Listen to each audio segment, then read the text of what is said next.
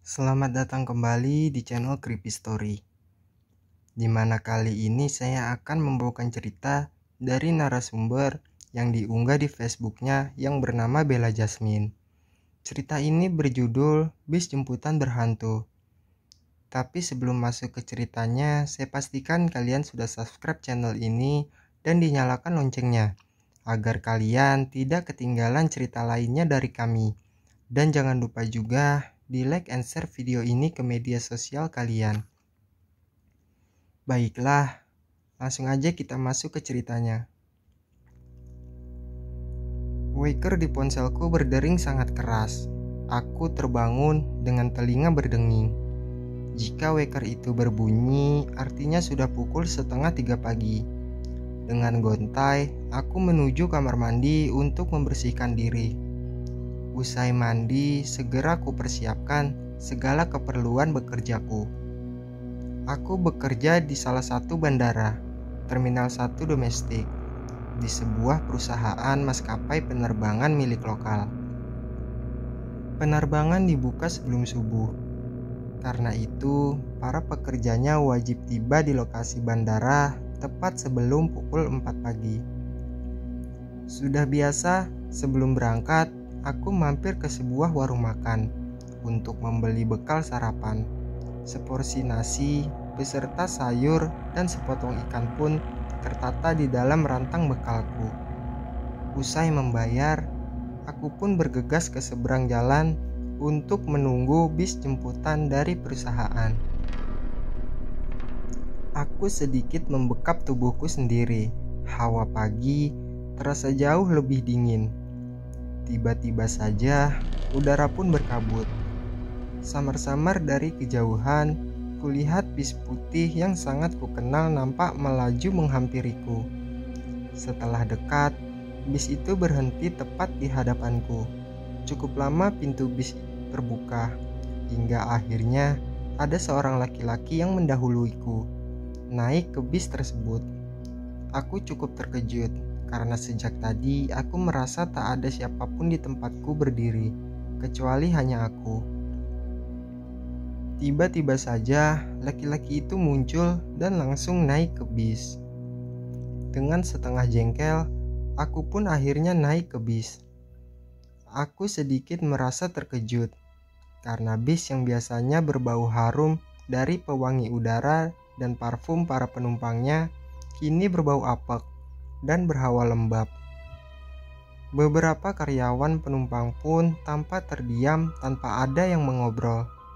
Semua nampak tertidur sambil kepalanya tersandar pada sandaran kursi.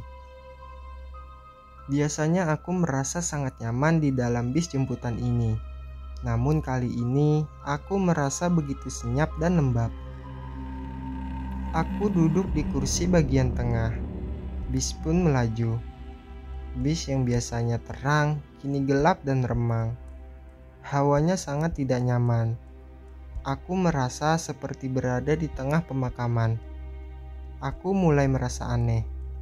Entah bis yang berjalan terlalu cepat atau jam di tanganku yang berjalan sangat lambat. Sudah sekitar setengah jam bis ini melaju. Namun waktu masih menunjukkan jika bis ini baru melaju selama 2 menit.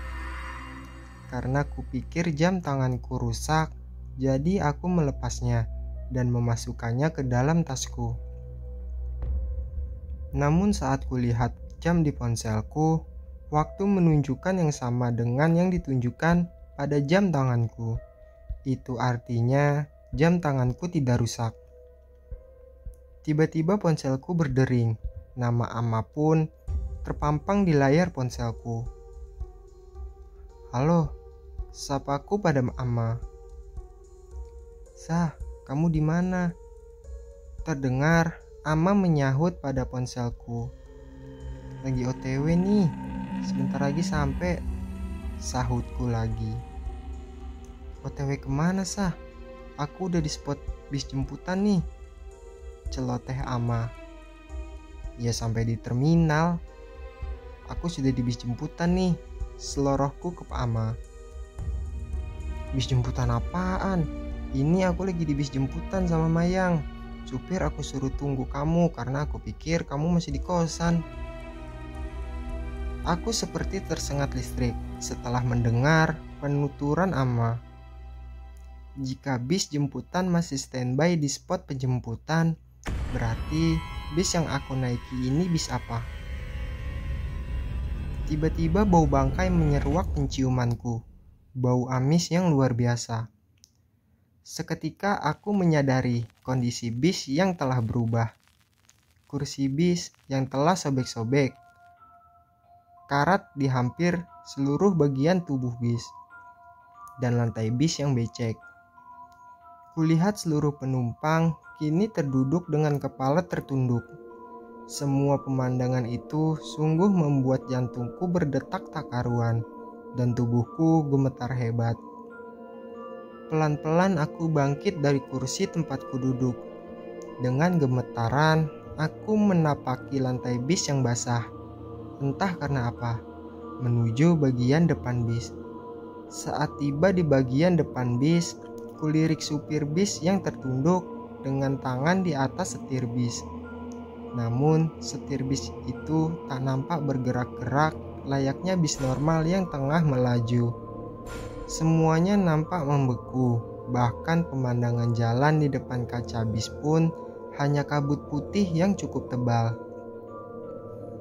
Aku kian tak tahan dengan apa yang kulihat. Dengan seluruh keberanianku, aku pun membuka pintu bis dan bersiap untuk melompat. Dan sambil menyebut nama Tuhan, aku pun melompat dari bis tersebut. Aku jatuh di tempat yang tak terlalu keras. Aku jatuh di atas rumput. Aku bangkit untuk mempertegas di mana aku terjatuh. Sebuah lahan luas dengan ditumbuhi rumput ilalang yang cukup lebat dan tinggi. Banyak bangkai bis. Bis-bis yang sudah rusak dan tak layak pakai. Sepertinya lahan ini merupakan tempat pembuangan bangkai bis yang sudah tak terpakai, entah karena rusak atau juga bekas kecelakaan. Aku berbalik dengan cepat. Sebuah bis yang sangat tak layak pakai berada tepat di belakangku. Sebuah bis yang aslinya berwarna putih dengan logo maskapai penerbangan tempat aku bekerja. Rupanya bus yang tadi aku naiki adalah bis jemputan hantu. Tak lama kemudian, tubuhku terasa lemas dan gelap seketika.